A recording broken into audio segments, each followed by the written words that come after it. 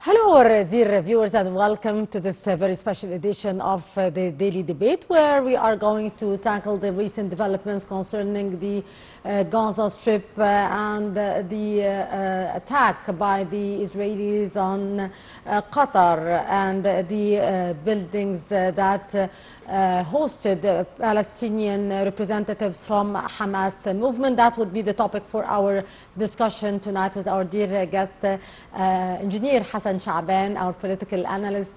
Thank you so much, sir, for joining us. Thank you for inviting me. Appreciate it. Thank you. It's our pleasure, sir. And we'll start with the headlines, where Egypt on Tuesday condemned in the strongest terms an Israeli aggressive attack that targeted the Hamas meeting in Doha, which was discussing means to reach a ceasefire in Gaza. In a statement, Cairo described such act as a blatant breach of the international law and principles of respecting a nation's sovereignty. Egypt further confirmed that such attack was considered an unprecedented direct aggression on the sovereignty of Qatar, which plays a pivotal role in mediating Gaza peace negotiations. Cairo said such an escalation could undermine international efforts aimed at attaining peace and stability in the whole Middle East region. Egypt announced its full solidarity with Qatar and called on the international community to shoulder its legislative and moral responsibility towards such acts and stop the Israeli aggression. It also called on the international community to hold accountable whoever responsible of such aggression in order to resist Israeli constant fleeing from accountability.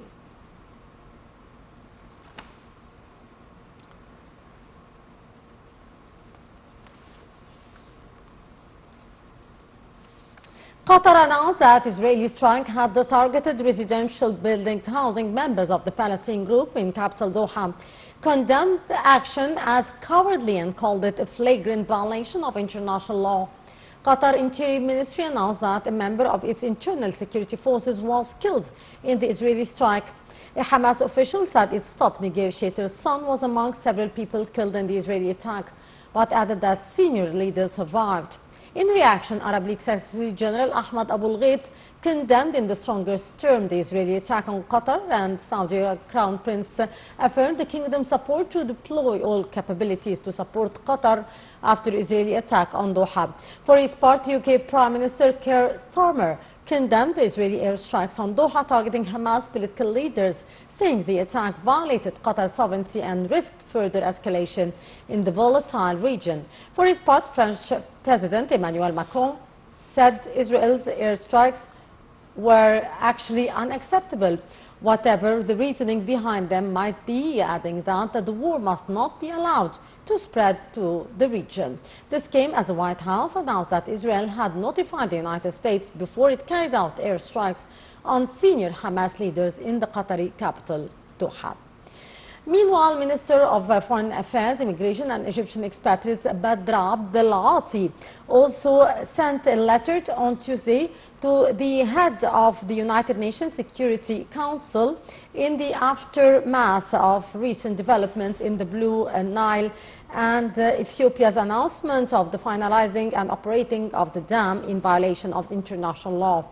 In his letter, Minister Abdelati also said that despite the attempts the dam is legitimate, it remains a unilateral project that violates international law and norm establishes rules governing the Eastern Nile Basin. The top diplomat referred to recent behaviors by Ethiopia, which he said was actually considered a new breach of international law. He referred to Egypt's constant position, which rejects all unilateral procedures by Ethiopia in the Nile River and does not recognize the consequences of such procedures, which hurt the interests of the Nile Basin countries, Egypt and Sudan. According to the letter, since the execution of Ethiopia's unilateral dam projects throughout the previous years, Egypt had practiced its maximum self-restraint and chosen to resort to diplomacy and international organizations to resort to diplomacy that included the United Nations, not due to its inability to defend its interests, but it emerges from the state's belief of importance of enhancing cooperation and realizing joint interests of Nile Basin countries according to the international law with the aim of serving development interests. The letter, on the other hand, referred to Ethiopia's adopting of stubborn positions and the prioritization of negotiation.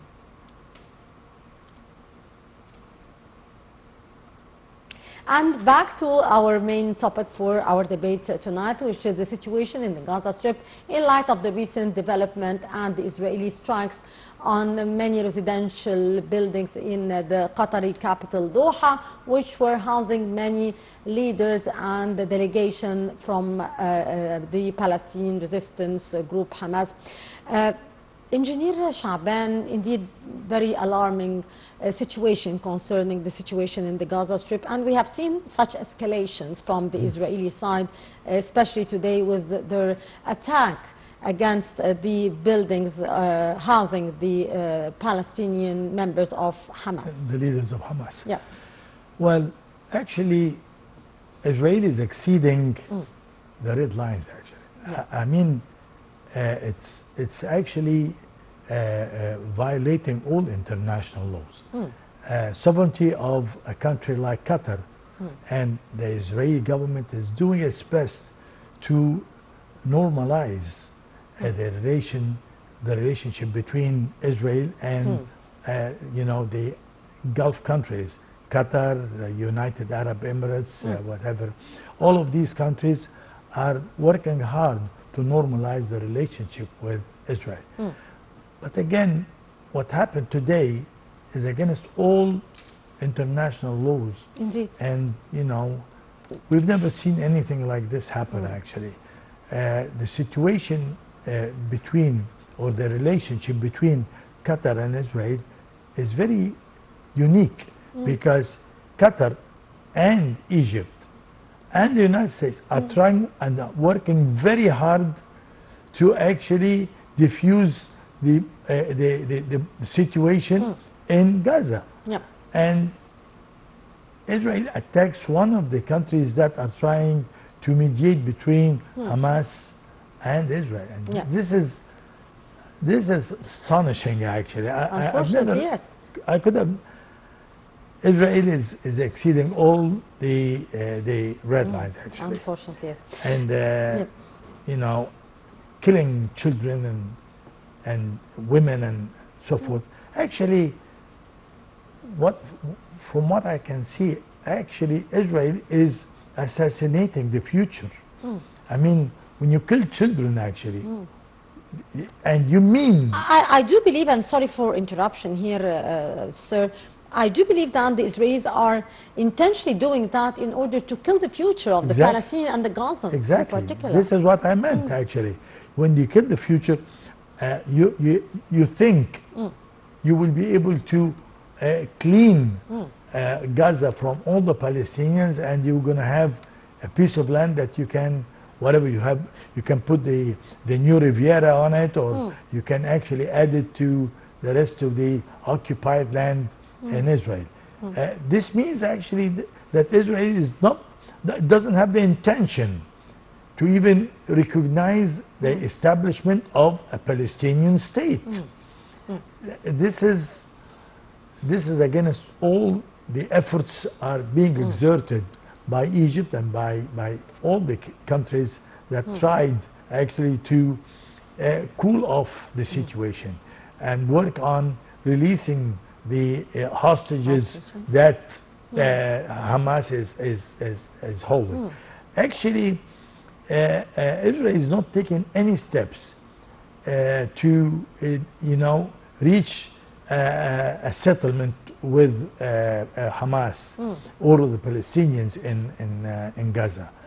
I think I have this impression, though we've always learned that Israel is very keen to protect its citizens, and even the ones that get murdered or killed in any clash or anything, they actually are very keen to get their bodies and have funerals for them. But in this particular case, I have a feeling that President Netanyahu decided to sacrifice the hostages that Hamas is holding. And if I were in Hamas shoes, actually, I would call a neutral side and release all the Israeli hostages. Because actually, I don't think that, we don't have really the same attitude that Israel had. We do not kill for killing. We actually die for our freedom. We die for our independence. And we die for our land, actually. We're defending ourselves. This is, the Palestinians are defending their own land.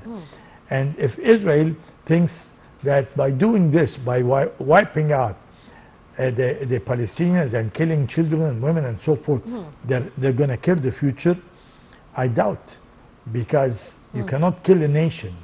I mean, we've witnessed the Holocaust during Second World War, and you know, the Israelis magnified what happened actually, of course. And they exaggerated in the number of casualties that actually were executed in these camps. Again, though the number of Jews around the world is not that big, but still we have Jews. And nobody will be able to annihilate the Palestinians. I mean, they will always be there. And killing the Palestinians ignite the issue. And it actually reduces the chances of reaching a settlement between the Palestinians and Israel. Yes. Sir, do you actually believe that the Palestinians at the moment, the Israelis rather, want a real settlement? Because we have seen a proposal, a suggestion by Mr. Trump a few days ago, suggesting a full solution for the crisis by the release of hostages, by Hamas disarmed, and the entry of humanitarian aid to the enclave. Yet we have seen this response from the Israeli side, although as some Israelis said that Israel was accepting Mr. Trump's proposal. So how do you see the situation here? Well, I don't think that Israel wants peace, actually.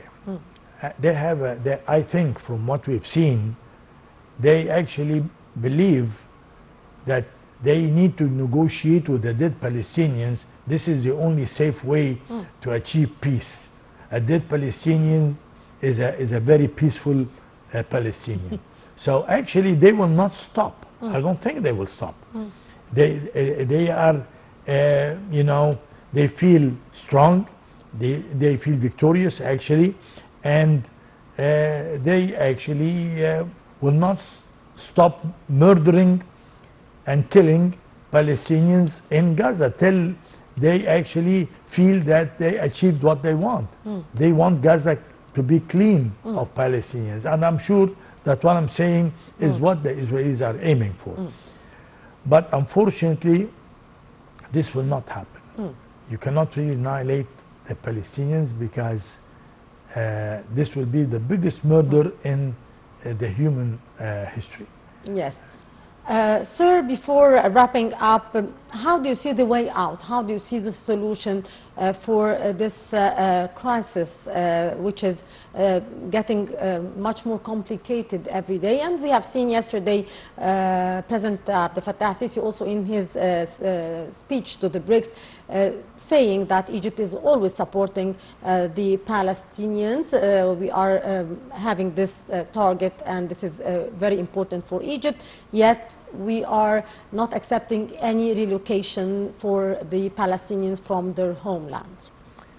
We're going to have to be creative and have, you know, have some good imagination, political imagination.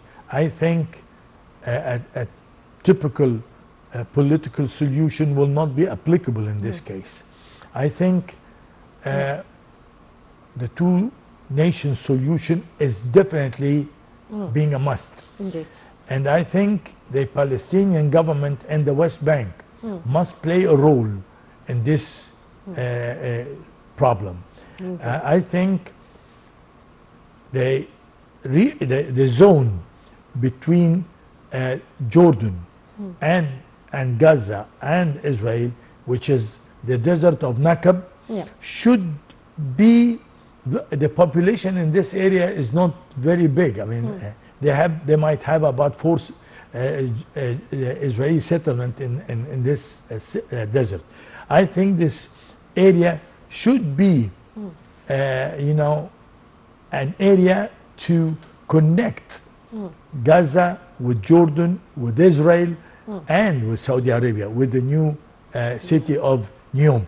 I mean, we're going to have to accept the fact that the Palestinians will not leave, yes, and they will not vanish. Of course.